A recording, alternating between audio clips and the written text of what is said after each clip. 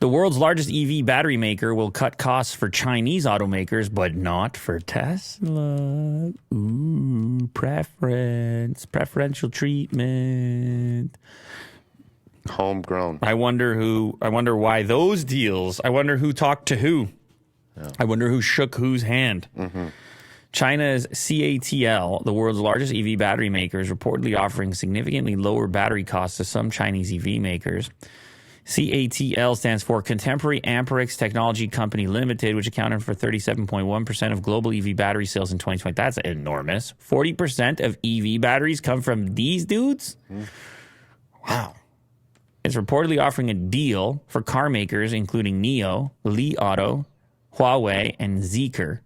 Strategic clients. Dun, dun, dun.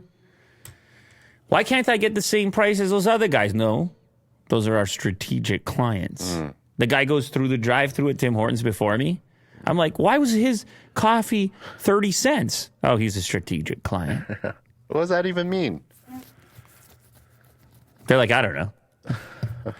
NIO signed a 5-year strategic cooperation agreement on January 17th. Tesla, CATL's largest customer, is not amongst the strategic client group.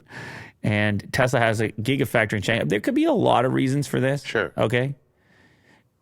Did you want to suggest what your reasons are? Because you sounded like you had an idea when the way you said sure with authority. I would say a couple lazy Susan dinners. Elon's got to get on that. Holy inside baseball. Will is talking about... well, never mind what Will's talking about. No, never mind what Will's... It's a major inside baseball topic there of our own experiences in China. Grease the wheels. But easy, Will. Just come on, man. Holy cow. Like, business in China is different, obviously. I'm pretty sure everyone's aware of that. I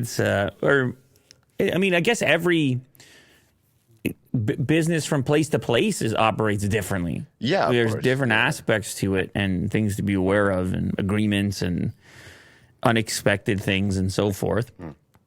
But in this case, yeah, so that could be one thing, that the strategic client just means, hey, we're closer to these companies. Strategic client could also be that there's more concern over Tesla doing this themselves at some point and therefore not wanting to make that an easier process. Like Tesla's put a ton of attention into its own battery tech and developing processes and facilities for possibly doing that in the future. The other one is scale, although that's a tough one in this case because Tesla is tremendous scale. But you know that if Apple cuts a deal with you, they're gonna want razor slim margins, and they're gonna say, here's why, because we're buying so much. Mm-hmm. So there's a number of possibilities as to how this might happen. Morgan Stanley expected lithium carbonate prices in China to be at 67,500 per ton in the first half of 2023, falling to 47,500 per ton in the second half. So they expect the price to go down, decline, possibly after discovery of new reserves of this lithium, which we talked about on this show. In India. And other places as well. They're getting better at it, or they're finding it and extracting it, putting their straw into the earth as usual. Mm-hmm.